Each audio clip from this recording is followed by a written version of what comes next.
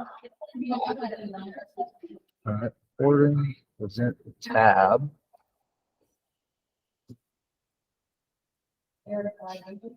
Can everybody see that? Got it. Sweet. All right, so welcome to March 30th, the end of the first quarter of 2023. Super excited for Joe Roberts to share with us today how he, tongue-in-cheek, went from 0 to hero. He's always been a hero. But 0 to 22 units in 2 years. So just really, really pumped. Today we'll talk, before we get there though, about financing with Patrick Stoy. We'll talk about some sales trends across the nation and locally to Eastern North Carolina with Sean. I'll go over some rental trends. Then we'll dive into Joe's story and we'll finish with Q&A. The call is being recorded for everyone's knowledge if you want to go back and look at it, because there's going to be some really good information shared today. But before we kick this off, I am super pumped to share with everybody that we just hit 100 units under management.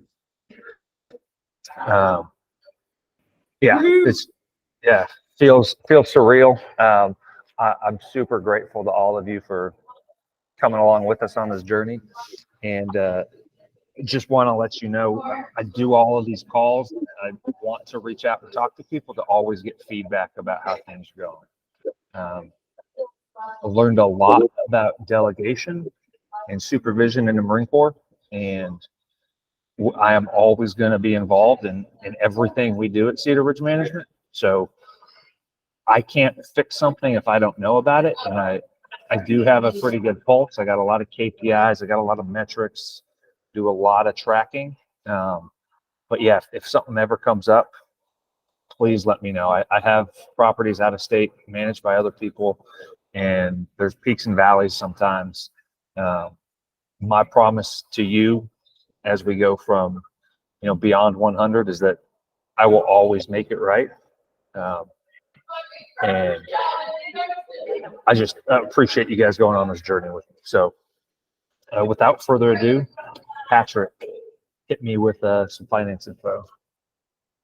Well, hey guys, Patrick Stoy with MC Mortgage Group, independent mortgage broker here out of Wilmington, North Carolina. Thanks for having me on, Skylar, and more importantly, congratulations on hitting 100 under management. That's amazing. So good job on that. What I am showing here is about what rates have done. As we know, as buying properties, it's all about the cash flow, needless to say, and the cheaper we can borrow that money and the more rent we can charge, the bigger spread we make to build more wealth. Kind of a simple math equation. So what I'm showing you here is basically from the far left, you've got what the 10-year Treasury was trading at in 2021, basically kind of pretty much right in the middle of COVID, essentially. And then this is what rates have done. You come over probably say about 3 inches in your beginning of January of 2022. As soon as we hit into that, we needless to say had rates rising all the way through 2022, peaked out in September is where the top candlestick is of 2022. And the good part is since then, rates have now started to float down like a feather. I kind of always call it like shoot up like a rocket and float down like a feather. So we are anticipating that rates will continue to float down slowly here the rest of the year. And for investment rates, right now we're seeing them right around 7. They're in the 7s basically for investment properties. And I know everybody here is looking at investment property stuff. So if you can qualify full doc, which means we're proving your income, we're proving your assets, we're proving those things, the rates that you're going to get right now are give or take around 7%, half a point one way or the other. So I'm starting to see them come down because we're all the way up in the 8s. So it was good to see that. So if you'll jump to the next slide there. All right, so this is financing lending info. So this is, as an investors, it's important that our properties not only give us cash flow, because that's what's more important. What's the point of buying a property right now if I've got to put money at it every month? But this is an 80-year chart of a national appreciation. Now, there's always a question of, well, when's the best time to buy? Well, the best time to buy is right now because you can never time the market. What this chart's showing us is that 8 years out of the last 80 had negative years, period. Very, very small things that happened. So at the end of the day, no matter what the rates are doing, the appreciation from that property, which really is the wealth builder, is always going to go up. So I just thought it was a very interesting chart that 8 of the last 80 years were down years. Other than that, it's always been up. At least it hasn't lost any. It's at least gone up 1% or greater. All right, if you go to the next slide. All right, so these are the different products that are out there right now. So outside of traditional, when you're buying an investment property, outside of traditional Fannie Freddie stuff that's out there, the fix and flip loans that are out there, a lot of people are, great time right now to go find those distressed properties that are off the market. You can fix and flip it and get out of it, or you can come in and fix it, stabilize it, and then we can roll it out to a LLC or roll it back into your personal name. So just some products that are out there. We've got the bridge loans that you can use basically equity from one property to purchase another property, short-term loan, ground up construction. A lot of people right now are inquiring on, hey, how can I build a duplex? How can I build a triplex? How can I build a quad to keep for rental property purposes? So we're doing a lot of ground up construction. Hey, I've got a lot, I've been sitting on it, trying to figure out what to do with it, or I've got a lot that I can get my hands on. Now, what's the best way of going at it? Other than that, we've got our long-term loans, DSCRs, where that is basically, 3-bedroom, 2-bath properties, properties that are long-term tenants where we don't get into your personal income. We literally just use the cash flow to qualify to support that property. My favorite, especially being here along the coast, are Patrick, real quick. Yep. I think most people probably know what DSCR is, but could you just highlight what debt service coverage ratios are a little bit more? Yeah, so what a debt service coverage ratio is think about your principal, interest, taxes, and insurance are $1,000 a month. That's how much it costs you to own that property from a monthly payment, basically.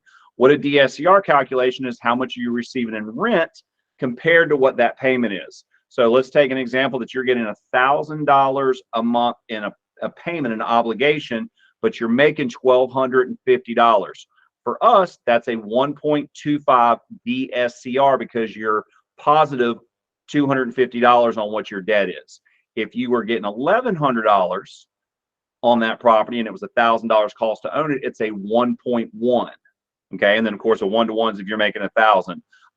The DSCR, basically with those kind of loans, you can put as little as 15% down to do those because those are long-term. Those are long-term rentals, to where when you get into the Airbnb loans, that's where we're going to pull an Air DNA report, and those are short-term. That's going to be nightly or weekly rent used to qualify. Now, we know that that is always more income than what a long-term DSCR is going to be. So on those situations, we need you to put at least 20% down, okay? But it's going to allow you to go use, needless to say, 6-digit numbers to qualify for a property, because all those are pretty much beach houses or multi-units, things like that. And then, Skylar, did that answer that question for you on the DSCR? Yeah, totally. And I think just one thing to highlight that's really cool about that, DSCR loans mean you don't have to have income, personal income, to qualify. They're qualifying the property as a business outside of like your paycheck or however you make your money for a living. So awesome way. And Joe will probably talk a little bit about creative financing when he's up later on. Yep, and it's a great way, and I'm not going to steal Joe's thunder on it, but there's a good way that you can do syndication on it to where you can use other people's money and be the general partner to own those using DSCR and Airbnb loans, because we lend to an LLC on those. And then when you get to the no ratio loans, literally we don't look at either. You're putting 30% down. We're not looking at the DSCR. We're not looking at the Airbnb. It's literally just a hard capital loan. The good part about these are 30-year fixed products.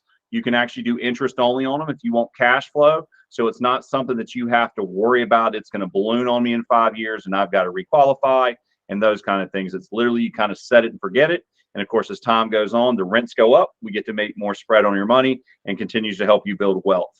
And then these loans can pretty much be used from a single family to a duplex to a to a quad, all the way up to 35 units and above, basically. So just boils down to the project that you're working on. So there's lots of money out there right now available for real estate. I know that the market itself is kind of crazy with what's going on with the banks, but it actually, from a real estate perspective, we have not seen a tightening of the guidelines. What the tightening of the guidelines have been on is unsecured debt, which is more of credit cards, car loans, things like that. That's where they've tightened up the lending guidelines right now. So there's a lot of capital out there if you want to be a mover and shaker in this market.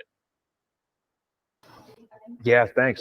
I apologize. I didn't do a great job at introducing you and all of this stuff.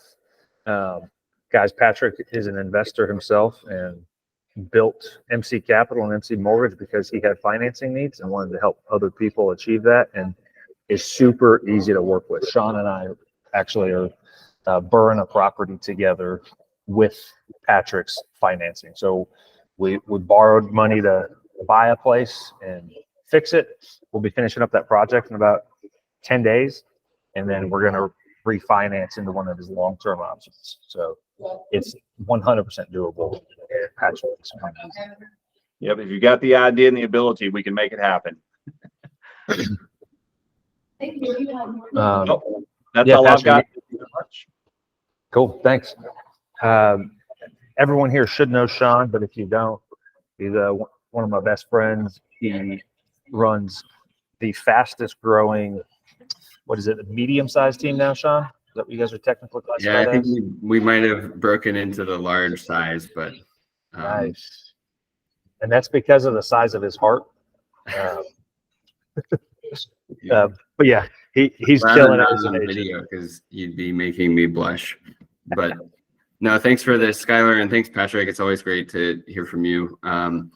Yeah, so I'll start big picture and kind of zoom into our kind of local southeastern North Carolina market. Some really interesting data, which I have found like often or sometimes is contradictory to what you would think, but across the country, real estate sales really kind of plateaued in 2022, but it's starting to pick back up now for sure. So in February 2023, there was a 14.5% increase in home sales, which was the largest monthly percent increase since July of 2020 during kind of that COVID frenzy of people buying real estate with very low interest rates. The median sales price has dropped a little bit, just 0.2% from last year to right now. Again, this is national, so there's some larger price markets that are seeing a significant drop in values up to like 10%. Think like big cities, LA, New York, some of that. But across the country as a whole, it's decreased just 0.2%. And the average days on market, which is the time that a property is listed to going under contract, almost doubled from over the past year, from 18 days in February to 34 in February of this year. So that shows that it's shifting a little bit more from a seller's market where the sellers have all the negotiating power to more of a buyer's market. But as you'll see, once I get to the next slide, here in Southeast North Carolina, we're very much still in a seller's market. Existing home sales by region. Now, this was a pretty interesting stat because it shows the national migration of people out of the West Coast and the Northeast to really the South and Southeast. So you can see like almost half of the nation's home sales are occurring in the South and Southeast. So the states that this encompasses, think West Virginia and Virginia, and down south to Florida, and then Kentucky, Tennessee, down to Oklahoma and Texas. So of course, it's a pretty big region with some powerhouse states like Texas and Florida, which are seeing a ton of growth. But North Carolina is definitely in that group where population is increasing dramatically. You can go to the next slide, please.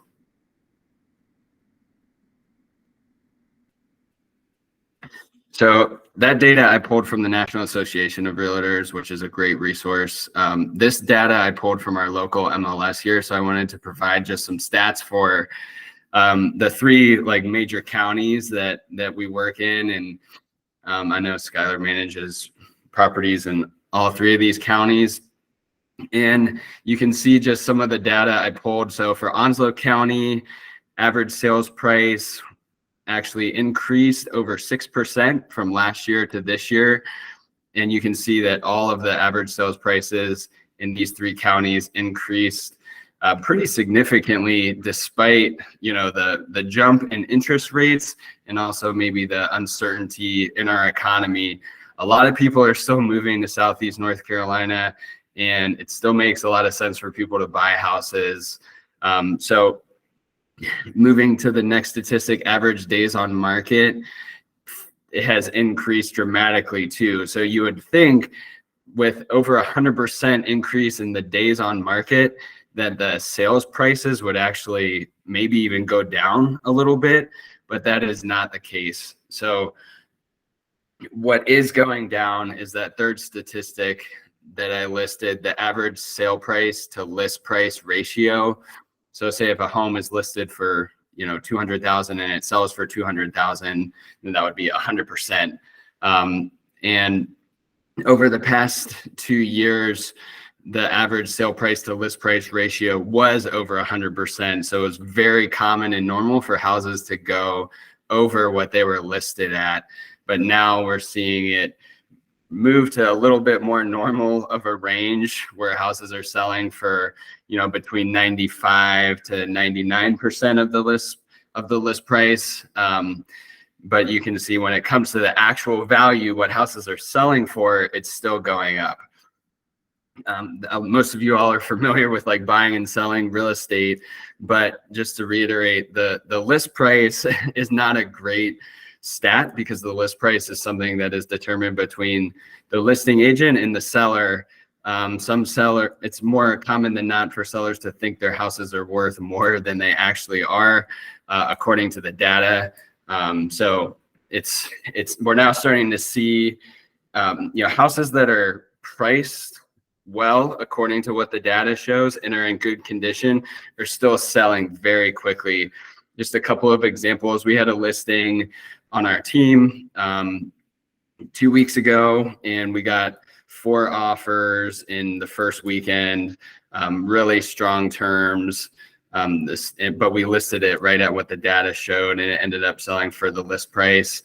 And then I put an offer in for a client on a house in Surf City that was listed, again, very, very at a good range, right what the data showed. And I know they had multiple offers, and I think it's going to sell for almost 30 grand over what it was listed for, with really strong terms. So I know across our team, we've seen a considerable increase in you know, new clients, and just the pace is much quicker this past month. And we're definitely seeing, you know, buyers get a little bit more in terms of maybe some closing costs, or maybe not having to make such strong offers, but it definitely is still a seller's market. But condition and price are the most important factors when kind of looking at that. But that is all I have. Does anyone have any questions for me? I don't necessarily have a question, Sean. Thanks for sharing. And guys, I think the coolest thing about Sean, minus his big head and big heart, from an agent perspective, he's an investor. So if you're looking to build your portfolio and you haven't connected with Sean to tell him what you're looking for, that's the next step. I don't know. Sean, are you comfortable? I don't even know. How many properties do you actually own yourself? I mean, rentals. We have 6, 3 long-term rentals and 3 short-term rentals. 6.5 now, right? That's right. Yeah. 6. Yeah. I remember reading Rich Dad Poor Dad, and when he talked about investing, he talked about interviewing who you're working with, who's on your team, and make sure they're investors, because they're going to think like you. They're going to help you make money. And that's definitely Sean McDonald. So yeah, thank you very much, Sean. Appreciate it. Now next up, it's me. It's not Joe Roberts. So just to kind of piggyback off of everything that and Sean have been talking about, want to bring that the next idea into the frame is what is that doing to rental rates? So rates are still going up year over year. So we are up about, I think, 11% from where rates were or rental rates were in February of 2022, but you can see that they've gone down from about November. Rates peaked in November of last year. So we're still way up, but they're down from where they were a little bit. And if you had something that came on the market for rent between really January and February, you probably felt that and saw that. You might have had a special email from me or Avery. What that means in like all the major areas that we're in right now. So Jacksonville, 2-bed, 1-bath rents are about at 1,100. For 3-2s, they're at 1,400, and for 4-2s, they're at 1,800. In Sneads Ferry for 2-1s, we're looking at about 1,600. For 3-2s, should be around 1,925, and for 4-2s, 26 to 3,000. There's actually bad data out there. An interesting thing about rentals is there's not as much big institution information about rental rates as there is for selling, which is a shift we're seeing in the market at large, because a lot of big tech and big data is getting into the single family home space as institutional investors get involved. They want more of this info. But right now there's just not a lot. So where I got all of these rates is from Zumper and then stuff in our portfolio. So I know this 4-2 in Sneads Ferry is low, and I know this 4-2 in Hampstead is a little low.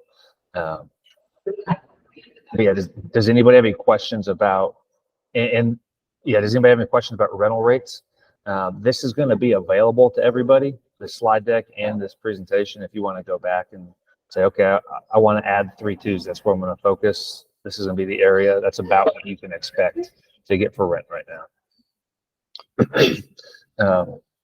But I wanted to be short and sweet so I could give you guys over to Joe. And a fun anecdote before I pass him off.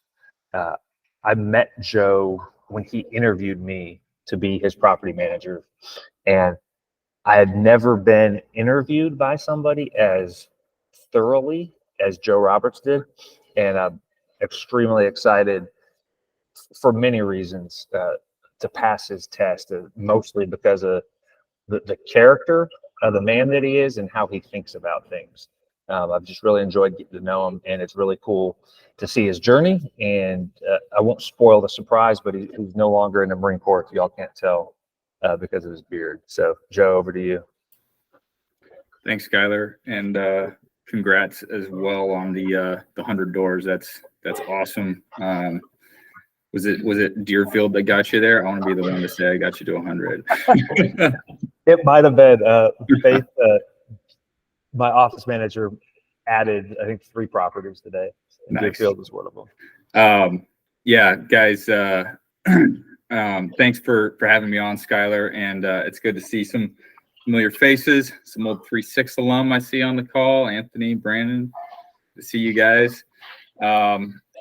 So yeah, like Skylar said, so actually it was a little bit of a misnomer. It's not 0 to 22 doors. I did have a rental property when I started my journey, but I didn't feel like fixing Skylar's slide when he sent it to me, so I let it be. But I had a house that I bought as a young lieutenant in flight school that I kept and rented out for so I bought that back in 2013, and by the time I kind of started the journey that I'm going to talk about today, this really didn't start till very, very late in 2019. But I got started interested in real estate while on deployment in 2018.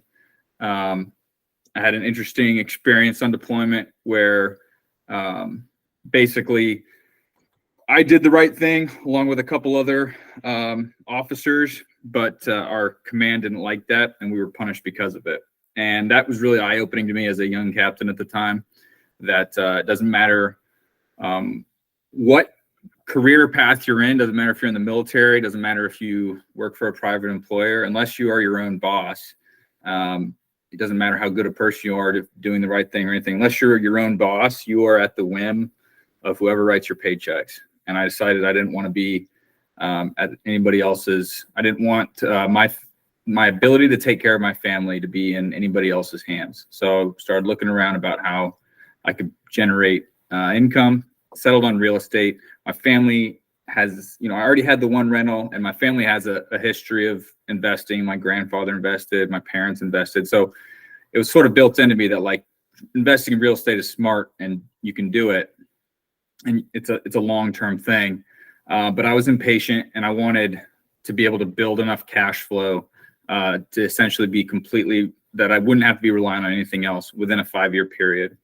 So I, read a lot on deployment, listened to a lot of podcasts, Bigger Pockets, learned about this BRRRR method, and then decided to put it into action when I got back from deployment. Well, actually, not exactly. I actually had a bit of paralysis analysis when I got back. I got back in late 2018, and like I said, it wasn't until 2019 that I bought my first investment property, pure investment property. Thank you. And there was nothing in that year that I waited that I gained. In fact, all I lost was a year of pretty good appreciation. If I had bought in the beginning of or late 2018, early 2019, I lost a year of experience.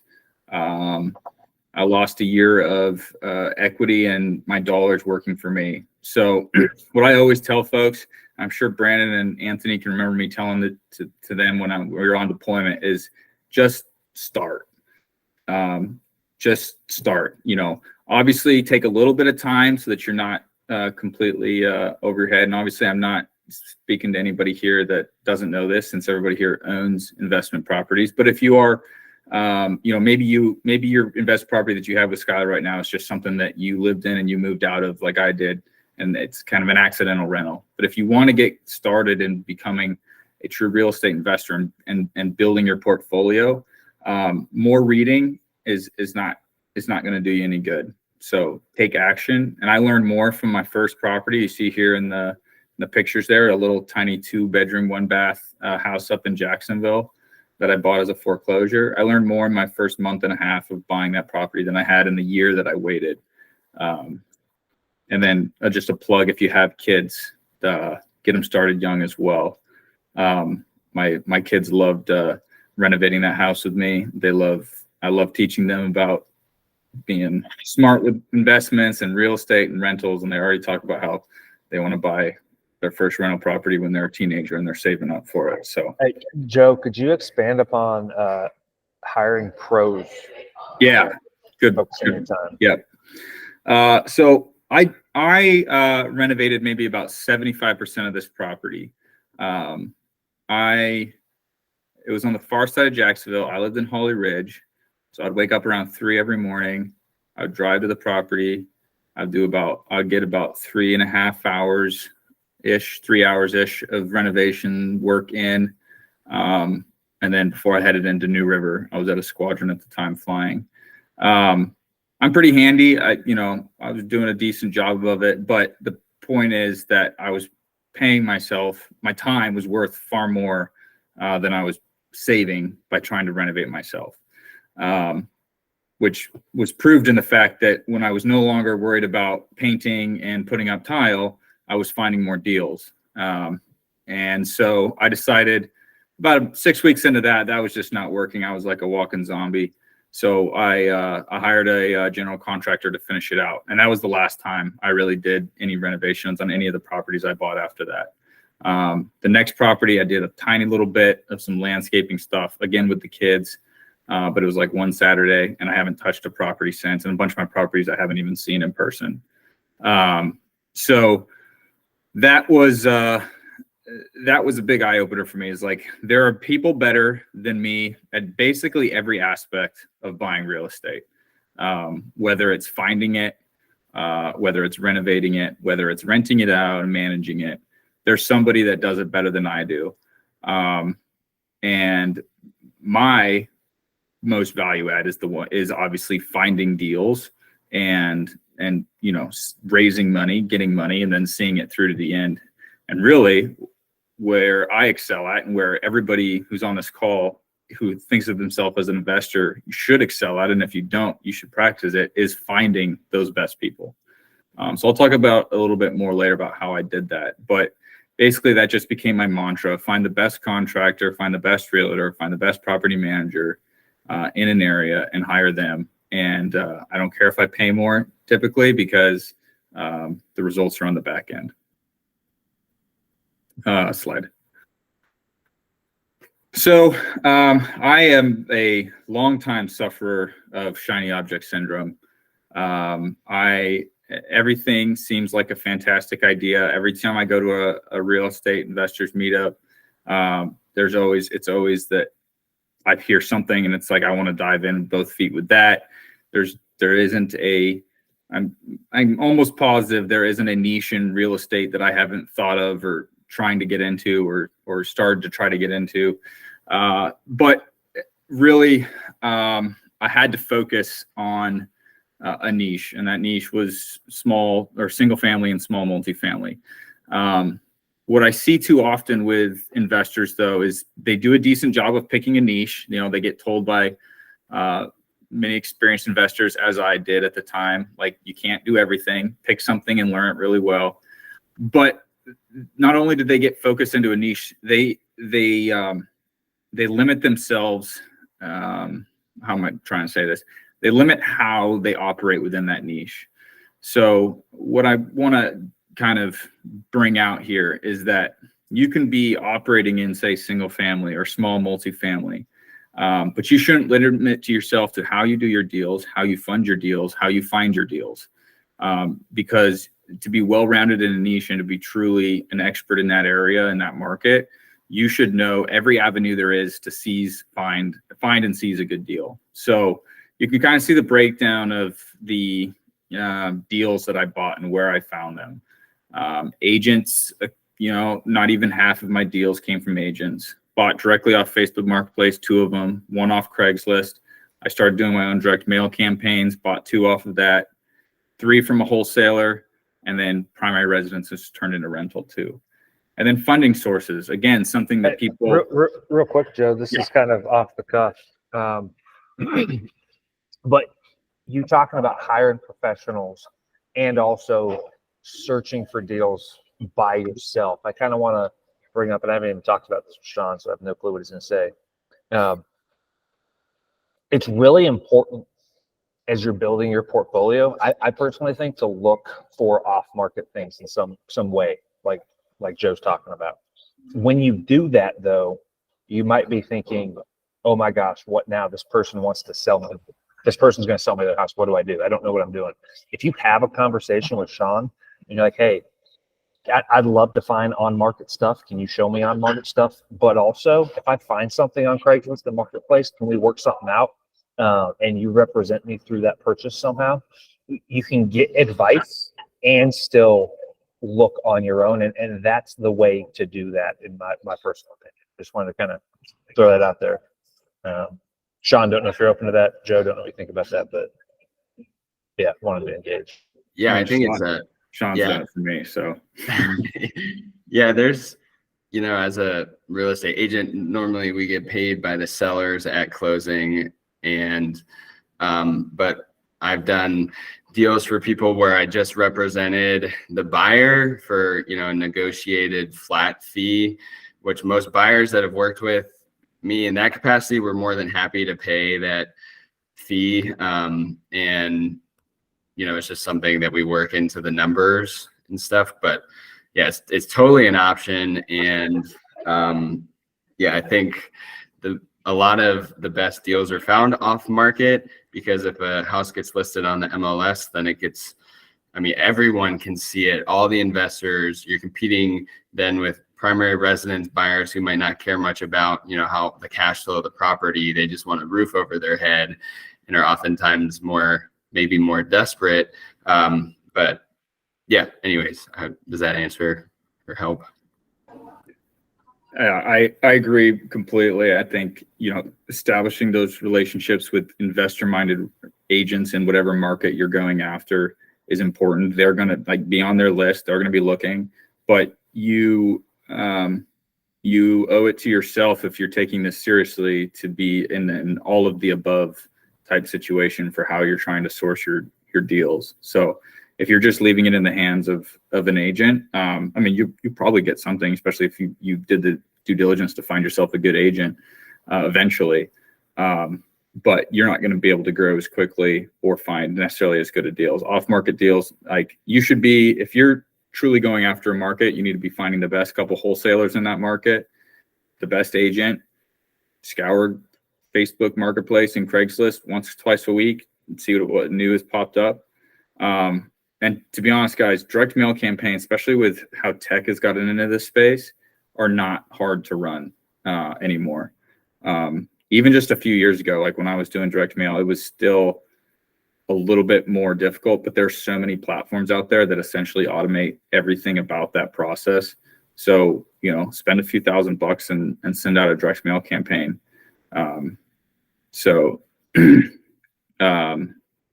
Also on funding sources, Patrick was talking about lots of different loan options out there. A lot of investors get stuck on, there's only one, I'm just going to buy homes with my VA loan and then move out after 12 months. I mean, that works. I've done that, but you should be looking at every possible solution, whether that's a HELOC.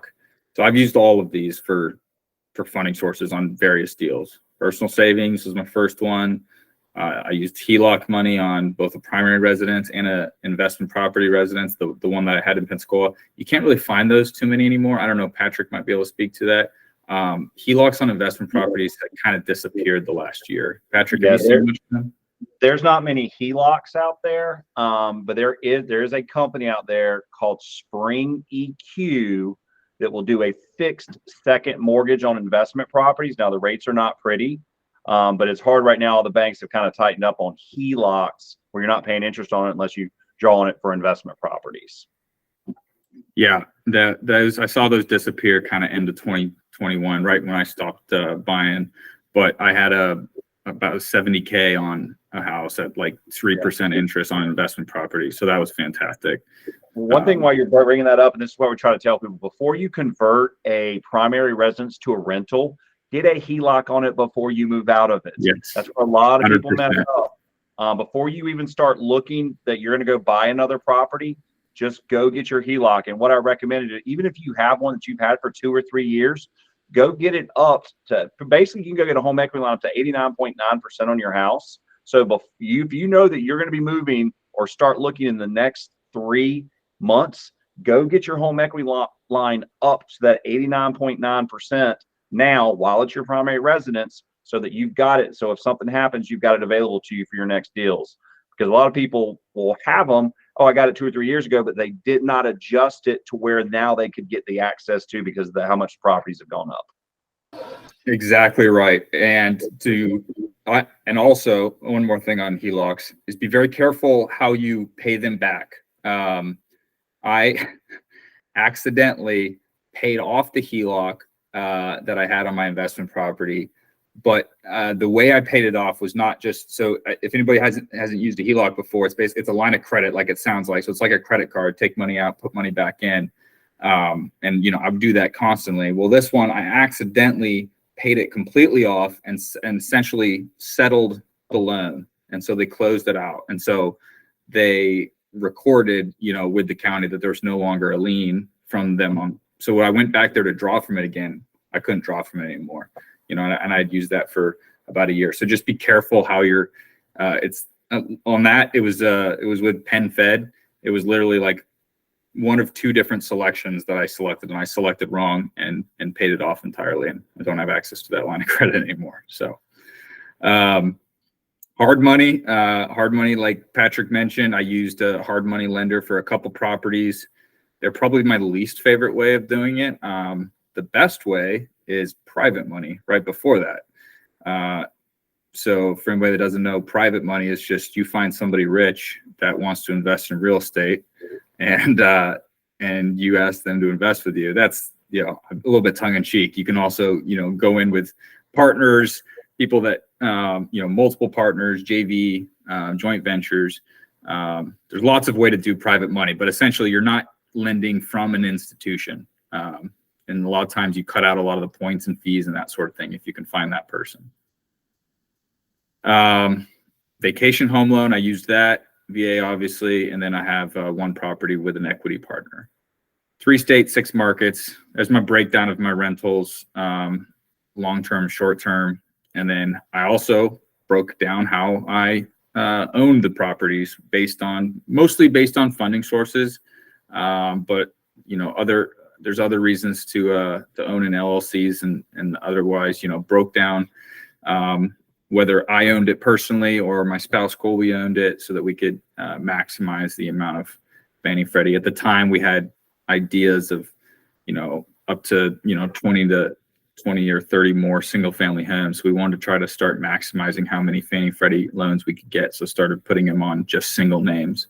But big point here is that you should be in an all of the above kind of mindset when you're in your niche. Don't be, I wouldn't recommend that you're, looking for single family at the same time you're thinking about doing, self-storage, and you're also looking at, mid-sized multifamily and doing a syndication. That's just too broad for most of us at this level of investing. Get down to a niche and own everything about that niche, every way to find a deal and every way to fund a deal that you can. Slide. Okay, so last kind of point for you guys is just about systems and teams and the way I was able to do this. So I haven't bought a rental property since late summer, early fall of 2021. I bought a lot of vacant land since then, which is a niche I've moved into, but I haven't bought a rental property since then. So it was about 20 months from when I bought that little 2-1 in Jacksonville to when I bought my last rental property, which is my only short term, which is out on Topsail. So that whole time I was in the Marine Corps. A good chunk of that time I was deployed. And the only way I was able to scale that quickly, learn all these different ways of finding deals, make connections for all these different ways of funding deals, was by building teams and having systems in place for what happened when a deal kind of entered my pipeline. And the first system for anybody the first team for anybody that's married is your spouse. I didn't start well with this. I'm kind of one of those people, like I'm a dog with a bone, and I get an idea in my head and I just kind of go full steam, and I don't do a good job typically of explaining to those around me like where I'm going, because I've got this goal in mind. And I did that with my wife, and it wasn't great. She didn't understand. She was worried, scared. I was talking about liquidating like 10 years worth of stock market holdings, while I was in Afghanistan, so that I could fund the first deal and stuff. And I'm just kind of off to the races. And it wasn't until my mentor, Steve Rosenberg, kind of sat down with me and my wife, and we had like a long discussion over the kitchen table, that she truly understood like why I was doing it, what the plan was, and how I was going to do it. So if you're married, that needs to be your first conversation. If you're wanting to start build your portfolio, that's your first team, and that needs to be the basis. After that, just like I'm sure everybody at this point has heard about the team members that you need to build when you're going into a market, coined by David Green in the Burr book. But you should be looking for the realtor, the property manager, your contractor, if you have anything or more than handyman stuff to do at a house, and your lender. And you should honestly be finding those people before you start looking, or at a minimum before you're putting an offer in. Because if you are trying to, you may have the best agent and an investor-minded agent who has rentals in the area. He's still not a property manager. He's still not going to give you the most up-to-date, most accurate information on rents. If he is a property manager, you didn't do a good job and you picked the wrong agent. I'm just telling you that. You shouldn't have an agent who's a property manager. They're out there. There's tons of them, but you can't do both those jobs to 100% and be the best at both of them. So you picked wrong. So go find another one. I want to ask this question because I'm confident in everything, and also people probably or may want to invest in other markets. You asked me a ton of questions, and you were going down a checklist. I'm sure you did the same thing with Sean. I'm sure Patrick would pass the test. Do you have that stuff, and would you be willing to share it with people as they think about how can I get to 22 units or beyond? Or just Yeah, I do. I do. Yep. Sweet, thanks. Yeah, I interviewed. So when I'd go into a new market, first I would always find my agent, because they can typically at least give you advice on those other team members, especially because I would only work with an agent who wasn't just an investor themselves, but who did the type of investing I'm doing, specifically dealt with properties that needed pretty significant renovations. So I only worked with agents that did that. And therefore they had connections with contractors and property managers and all the rest. But don't just take your agent's word on it. Once you found a good agent, and I would interview typically 3 to 5 when I'd go into a new market, of high performing agents that I would find, do my research online first and then reach out to them. And then about the same amount for property management, and contractors and lenders. It kind of depends. You don't necessarily need to be as local. If you find, like, for instance, the lender I ended up using for the vast majority of my properties worked all across North Carolina. So she was able to more or less lend on all of my markets, with the exception of a couple out-of-state properties I have. So that's the find the best, hire the best, stay above the day-to-day. So I never had a VA when I was doing this. It would have been helpful, and I really wish I would have done it sooner. I have a few VAs that work for me now in my land business. Joe, what kind of things would you have outsourced as you were growing to a VA? So a VA, if anything, can be done virtually, which is 99% of what you're doing, and it is repeatable task. It can be outsourced to a VA. So I would never outsource something to a VA that I wasn't 100% confident in doing myself first. But some of the things that I definitely would have outsourced would have been comping. That's something that I have my VAs doing for me now every single day. I teach them how to comp, and then I do weekly checkups to make sure they're still comping the same way. But comping can be a big time suck. And it's something that can be very repeatable, and if you have a checklist, something very easy to teach as well. Do you find yours on Upwork, or how do you find your VAs? Upwork is where I found my VAs. And then kind of on that last note, so low ROI tasks, comping isn't necessarily a high ROI task, is a good example. And things that you hate. I hate staring at my computer for hours on end. I hate trying to, dig into the nitty gritty details of every single comp to make sure I'm most accurate as possible. I would rather come up with a very detailed checklist and then hand that to somebody I can pay much lower rates to and spend my time on higher level tasks. So if you hate it, and you still do it, you're going to eventually get sick of what you're doing. You're going to lose steam. You're going to lose motivation. You're going to move on to the next thing. So that's a good reason to get rid of something that you hate and give it to a VA. If it's low ROI, a good reason to get rid of it is because your time is more valuable and it's better spent elsewhere. Would you recommend, if you're building off-market stuff, like an off-market deal funnel, would you recommend hiring a VA to skip trace stuff, or would you recommend buying a list from somebody?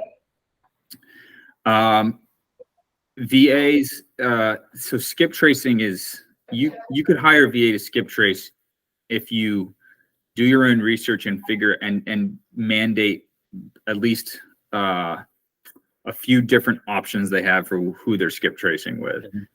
Skip tracing can be there are widely ranging quality of skip tracing out there. So if you have a VA tell you I can do it for 2 cents a record and whatnot, I would be very skeptical about how good their data is.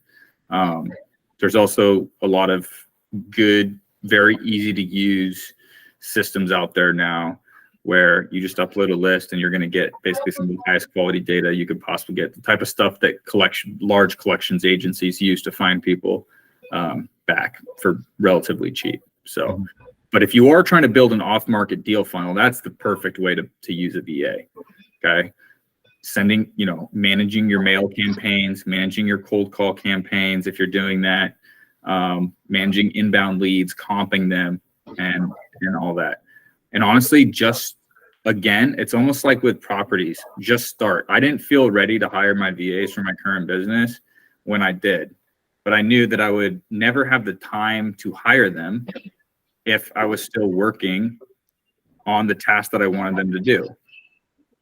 And I would never be moving on. So I had to just hire them, and I didn't have enough work for them at first because I didn't have enough of my, playbook built out for them, but it doesn't matter. They're in a third world country, and any work is good work for them. So they're going to take the 5 hours or 10 hours a week you can only give them at first until you do work them up to a 40-hour week.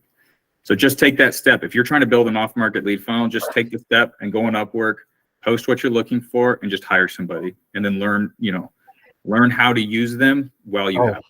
Dude, Joe, we could do a whole hour on just do something to iterate off of it to improve it to get it to where you want to go. I feel like that is success right there. Slide. Sir, yes, sir. All right, that's pretty much it, guys. That was kind of the big things I wanted to pass along to you guys today. So open it up to any questions anybody has for me or anybody else that spoke earlier. Yeah, Joe, thank you very much, guys. So we don't step on each other. Just kind of raise your hand in the chat function and ask Joe whatever you want. Ask Patrick, Sean, myself.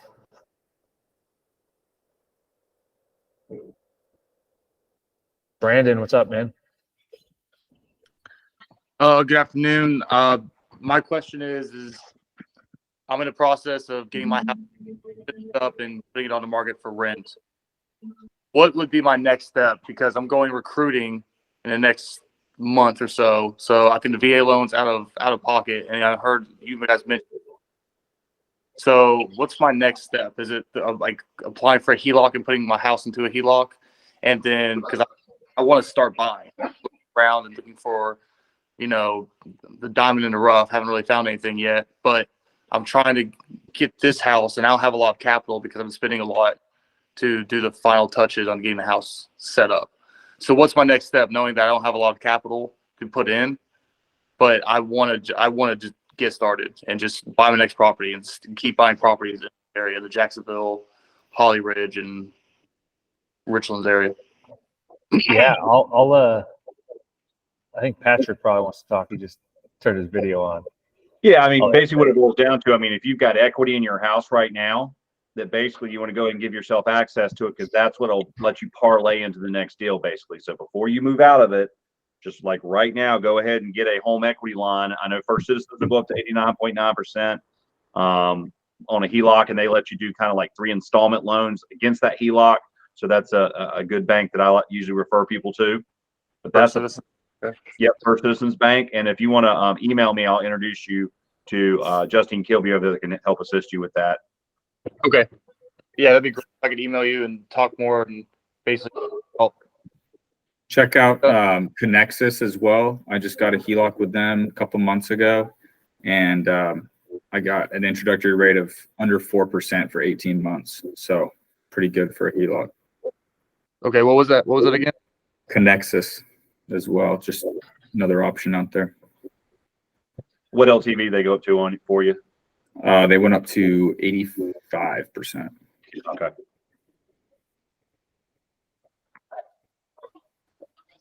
Okay. Good info. Thanks. And then Brandon, I'd challenge you to write down a goal. What do you want? And then make it happen. And you want to add 1 property a year? You want to get to 22? I don't know. If Joe, you said this is a number I want to get to. So I had a goal of replacing my Marine Corps income by 5 years from when I started. Okay. I had worked out like, okay, if I cash flow this month much per property, I'm going to need roughly this many properties. I ended up needing far fewer properties because I was cash flowing a lot better. I was choosing better deals than I had kind of templated out. But yeah, I reached that in about 19 months. So, but That's awesome. the goal portion is very, very important. You got to be working towards something. If it's ethereal, you're not gonna take action. But yeah, and just I want to highlight, because I was a Marine like Joe, and there's some Marines on here. Like, use what you were taught, use what you did that made you successful in the Marine Corps, and apply that planning process with apply that goal setting, accomplishing, managing people, whether they're other lieutenants, sergeants, lance corporals. Like, rely on that stuff, leverage that stuff to make whatever you want to do here successful. Absolutely. Anybody else have any other questions for Joe or for Patrick? No. Well, I got a question for you guys that, if you don't have an answer, that's fine. But does anybody have any feedback for me, for personally, or for anybody on my team for Cedar Ridge Management, on things that you think we could be doing better? Are there managers and markets that you're in that do things that you really like? Any feedback at all, I welcome, so we can improve how we're helping you build wealth.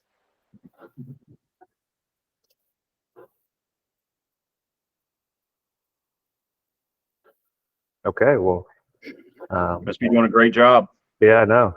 I already yelled at him for this week, so that's why I don't have any feedback. So last thing before we go, I just want to touch on some highlights of things that are coming.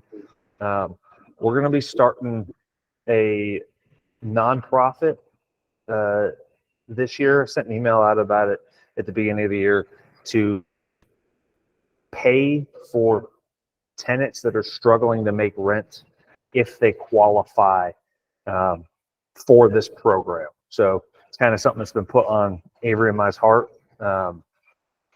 We will have a board that we're going to be putting together that's going to kind of run this 503 nonprofit. You guys cannot be on the board because you're beneficiaries of the money that they'll be given to. But if you guys have a heart for helping people out and want to contribute any kind of money, you can. I'll probably let people know what we're doing once we get the thing started. Just really trying to help our tenants not live paycheck to paycheck for some of our properties. So along with that, we'll be starting a financial freedom group. If you're a finance nerd and want to come, I'll let you know. We're going to be playing a Cash Flow 101, Sean, with our tenants. Nice. Yeah. Hey, Skylar, can you potentially set something up where there's just an automatic deduction from rental proceeds into the nonprofit, or is that too messy accounting wise? I have no clue yet. We are in the idea phase, and we're just going to start it, and it's going to iterate and improve for a little bit. So I know the actual setting up the nonprofit is a big bureaucratic paperwork process. So I'll let you know once we have it official. But yeah, thanks for asking.